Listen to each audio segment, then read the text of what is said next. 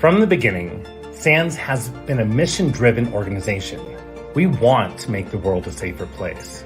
At SANS, we've always had this focus on empowering cybersecurity professionals with the real-world, practical skills they need. Our courses, certifications, cyber ranges, college, scholarship programs, community resources, they all maintain the highest standards in the cybersecurity training and certification community. And as a teacher, as a mentor, it's so rewarding to have that role in making it happen. You'll get more value from a SANS class than any other training course easily.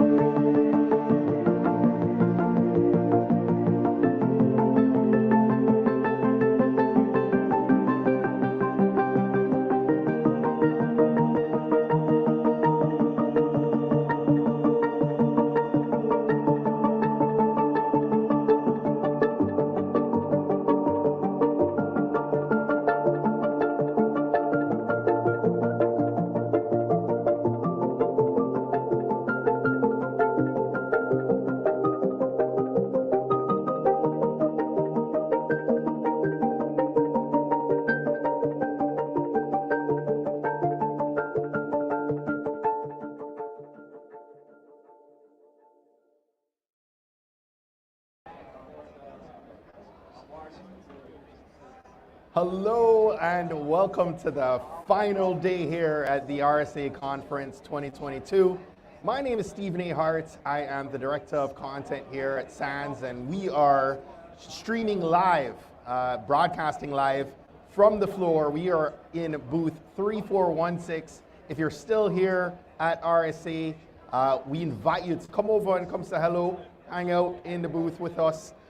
If you're tuning in live, we are broadcasting, by the way, across all our channels on Twitter, LinkedIn, and YouTube. And I invite you to scan the QR code on screen or click the link in the comments below. And it will guide you to an amazing page we have with some great info. It will also show you a schedule of all the live broadcasts that we've had this week and conversations we've shared with some pretty amazing folks, dynamic voices in our SANS community.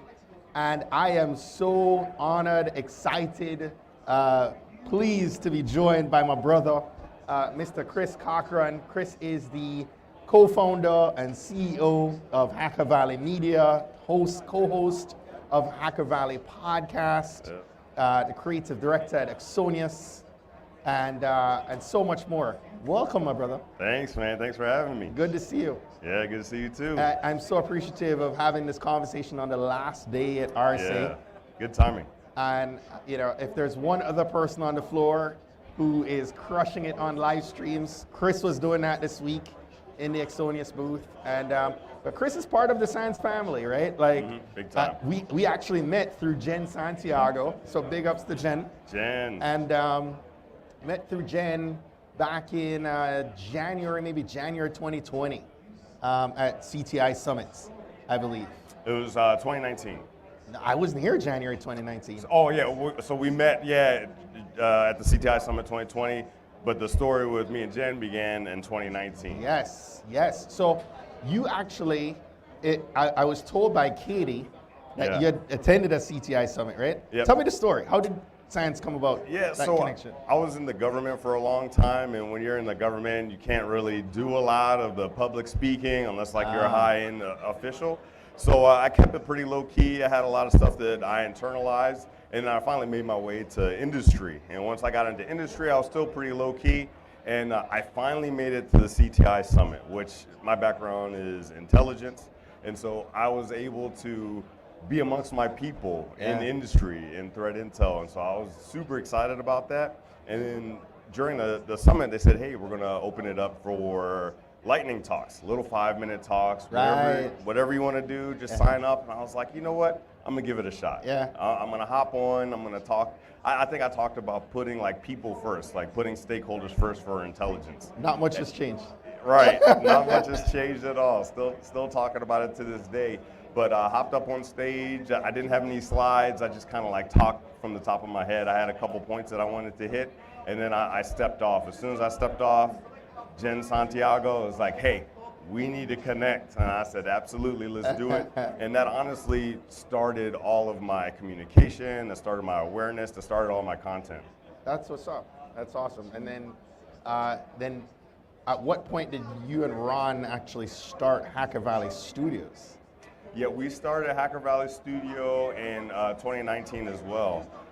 Once I had that lightning talk, I was like, you know what, I'm going to do this more. And then I started threat intelligence at Netflix. And you know when you change a job and they say, you say, hey, I'm at a new job. And I was waiting for the congratulations, hey, oh my gosh, you made it. I changed my job and it was crickets. No one said anything. I was like, man, no one cares. And I realized that I had the thing that said, don't let anyone know I changed my job. So I was like, what a missed opportunity. So I put out another post, and it was just me pointing at the next Netflix sign, and I said, hey, just wanted to let everybody know I just joined Netflix. Just wanted to say dreams come true. If this Jarhead Marine can do it, anybody can. And it absolutely went completely viral. Really? Like, unexpectedly viral. Like, 1 million or so views, like really? Tens of thousands of interactions. So I was like really like mind blown. And I was like, let me use this as like a catalyst to continue to push even on LinkedIn. And that's what really started everything. And then we started Hacker Valley Studio right after that. Wow. What were you hoping to get out of, like when you started? There are tons of podcasts out there. Yep. Why Hacker Valley? So the main thing about Hacker Valley is that it came from the house that I was living in. So my family was still in Atlanta because my kids were in school, so I had to go to California by myself for about 5 or 6 months. I had a couple months of corporate housing, and then my good friend Ron Eddings was already out there, and he had been living in a house, and there was 4 of us, 4 minority men in tech, really focused on personal growth and development. And it was such a surreal experience to be able to really focus on myself because I didn't want to waste my time away from my family. Yeah. So I'm like, what could I do that would service them? And becoming the best person that I can. So I started going to the gym, really focused on mindfulness, focused on personal growth and development. And everyone was in that house. And I was like, this is such a rare opportunity for someone of my age with a family to be able to focus on themselves and get better like this. And I was like, how can we share this with other people? Because a lot of people are not going to get that experience. So we were like, hey, let's hop on the mics and just have a conversation about cybersecurity. And that day, it was born, and we've been doing it ever since. Wow, wow. And pretty much, where was Ron's mindset? How did you guys, determine, hey, we're going to partner on and create a media brand out of this? Oh my goodness, that came much later. Yeah. So you were talking about almost like what was the driving force behind the podcast? To be honest with you, I just wanted to talk to great people. I had no intent of monetizing it, no intent of having this big followership. It was all about an excuse to talk to great people and ask deep questions. Because I love getting to the core of who people are, understanding who they are, what drives them, their challenges, their story. And that's what I tell people when they're like, hey, what's a piece of advice that you have for me for starting a podcast? Have an ulterior motive. And my motive was to talk to other people, because a lot of times when you start that stuff, you're not going to get a lot of traction in the beginning. You might not get traction ever, but if you're using it to talk to other people, then it's much easier. I love it.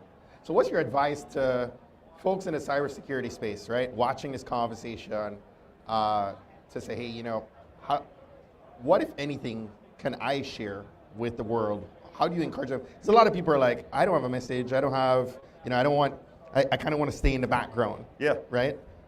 Should they, and cybersecurity, no one should know who I am. What's your thoughts and advice to people on what to share and how much to share? It really is up to their comfort level, right? There are some people that want to be in the background. Yeah. They could be the connector. I want you to meet so-and-so. You can have just as much of an impact on the space, on the community by introducing folks than you can being in front of the camera. True. Talking online. It's really about what's your comfort zone. Yeah. What are you comfortable with? I mean, of course we got to push beyond the comfort zone sometimes when we want to do something great, but I also think you need to find the medium that works for you. For some people it's in the background, some people it's in front of the camera. Yeah. I mean, I feel like in 2022 we have to have some digital presence. Sure. Right? We have, I would term it your brand, right? Yeah.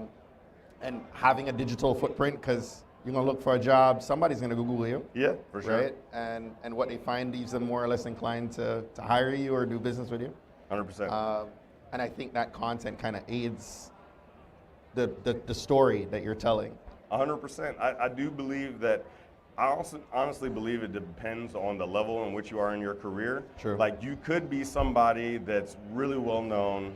Everybody, oh yeah, of course I know them because maybe they're doing talks, maybe they're in the space, and they have no social media presence. Yeah. I think you can get away with it at that level. I think if you're just getting into the space, it's much harder to do that. So finding a nice medium. I tend to be on LinkedIn for the most part. Like that's where that's where you and I engage, thrive. Yeah, exactly. That's where we engage with folks. That's where we talk to folks the most. I do have a presence on things like Twitter and just got on TikTok like last week.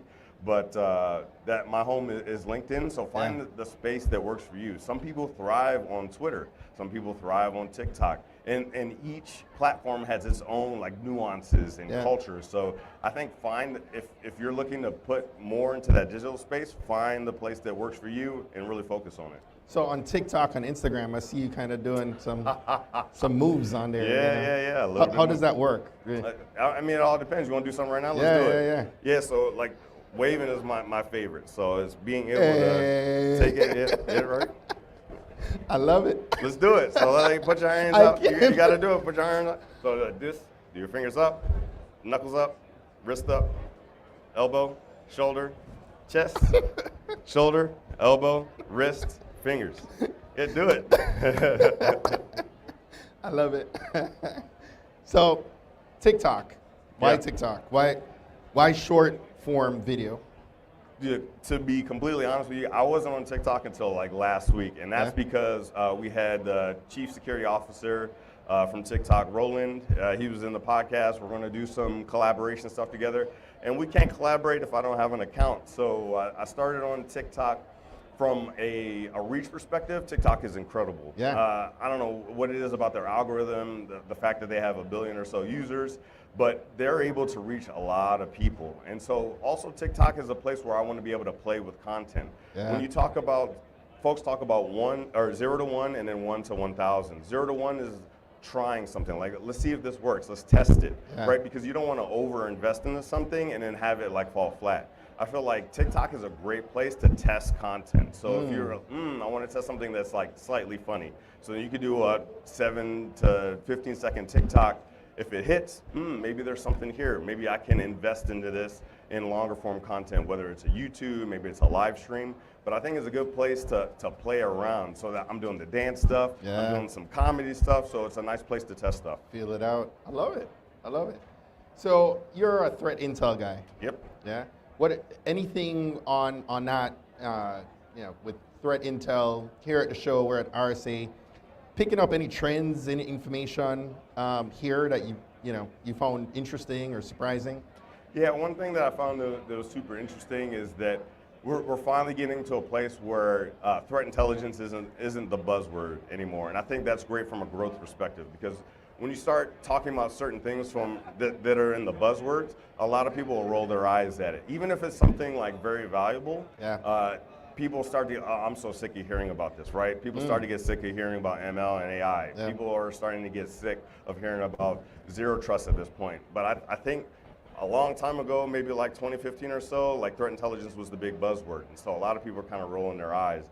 But a lot of folks like Rick Holland, folks like Katie Nichols, folks in the threat intelligence space that have been around for a long time are really evangelizing threat intelligence and how important it is. So now I think it's becoming commonplace. So now it's not a buzzword, it's a word that's here in cybersecurity. Expected. Yeah. Yep. Yeah. I love it. So as we move forward, you're now part of Exonius, amazing team. Yeah, and incredible. I think, the more I learn about the relationship between you and Ron and Exonius, it's amazing. Why Exonius for you? Yep. And, how did this partnership, we touched on Simone Biles, right? Like, how did that partnership come about? Yeah. Maybe your partnership first and we talk about the Simone piece. Okay, yeah, let's talk about Simone for a second. Simone is incredible. Yeah. You got to hang out with her for a little bit. I did. I appreciate you extending the invite to come out. It's amazing. I mean, without question, the GOAT of her sport, right? 100%. The greatest of all time as a gymnast. But you don't expect to see someone interact with someone at that level and they are so humble, relatable, A real just person. real, Yeah. right? And funny. Yeah. Hilarious. And that was amazing. And then to hear her advocate for mental health, which is something near and dear to me right now in my own message and platform, Right. was really cool. Super cool. I love everything about Simone, her family, her mom Nellie. We hang out, we talk all the time. Having her mom there. Yeah, so cool. It's really been like a breath of fresh air, just hanging out with her, being able to have a few podcasts with her. Super, super cool person. And then when you talk about the Exonius sort of relationship with Hacker Valley, honestly, it was, I think this is the only way this type of relationship would work, because Exonius thinks outside the box. But not only do they think outside the box, they want to give you the freedom to do what you want. So we're still two separate entities. Right. Some people think that Exonius Hacker Valley. acquired Hacker Valley, but no, not at all. They didn't want to acquire Hacker Valley because they said, this is yours, this is your voice. We don't want any part of it. We just want to work together because Love it. high tides raise all boats, right? Yeah, So as long as we're raising together, it's a great partnership. They support us, we support them, and it's like a perfect family. Yeah. Why Simone Biles with Exonius? So the whole How does Simone serve cyber? Yeah, exactly. So the whole campaign is controlling complexity. And when you think about controlling complexity from a cyber perspective, it's getting a handle on what is going on, because we have all these solutions, we have all these devices, digital transformations happening. So the Exonius platform is all about bringing everything together. And so we were thinking, like, when we're thinking about controlling complexity, like, who is a person that really embodies controlling complexity at so many levels? And Nate Burke, he's our CMO, he's a freaking wizard when it comes to marketing. He said, Simone Biles. Simone Biles, at many levels, you look at the stuff that happened at the Tokyo Games, you look at even just a single move going onto a vault or onto the bars, being able to control your body in that way is really, really, really difficult. Yeah, and that's why we said we gotta do it with Simone. I love it. I love it. So as you bridge into this coming year, right? Yeah. What's next for Hacker Valley? Do more. Do more. We want to do more on the Hacker Valley side, like really focused on reaching the people, talking to the experts, talking to the people in this incredible community, because a lot of times we get this myopic view of what a cybersecurity practitioner is. We definitely want to talk about the technology, we want to talk about the processes, the building of the cybersecurity programs, but there are so many nuggets of wisdom in each and every one of us that we want to pull out and apply to cybersecurity to raise all those boats like we were talking about. I love it. I love it. Chris Cochran, y'all. Appreciate it. This is great. You coming in the booth, hanging with us on this last day. It's always good to talk to you. Definitely follow if you guys are not doing so. You want to definitely be subscribed to Hacker Valley on all the directories, right? And follow what Chris and Ron are doing. He's also very active on LinkedIn, so make sure you're following there. And on TikTok. Yeah. Check us out on TikTok too. Appreciate you, brother. Appreciate you. Thank you. Enjoy.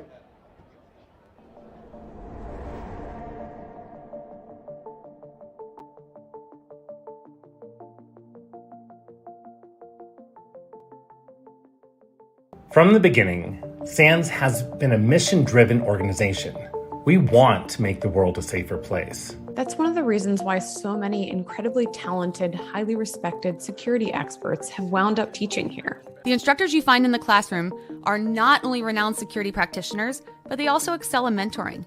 At SANS, we've always had this focus on empowering cybersecurity professionals with the real-world, practical skills they need, not just to evolve and grow in their careers, but ultimately develop expertise that's going to help change the world. It's made me more excited about being in cybersecurity, just because there is so much going on. And so, getting connected and understanding, just kind of, what's new and what's out there, that's what SANS brings, and that's awesome. Our courses, certifications, cyber ranges, college, scholarship programs, community resources, they all maintain the highest standards in the cybersecurity training and certification community. At SANS, you're surrounded by a network of cybersecurity experts who help you learn.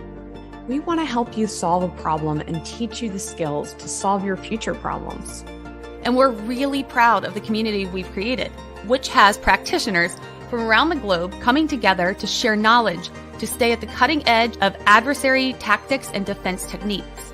If you're considering taking your first SANS course, just do it. I don't know how else to say it other than just do it. I was super nervous when I took my first. I did not know what to expect. But when you come here, it doesn't matter what level you are, from beginner to intermediate to advanced to expert.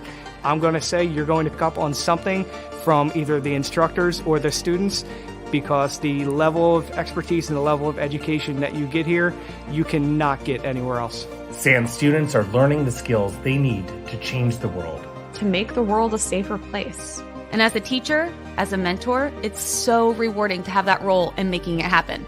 You'll get more value from a SANS class than any other training course easily.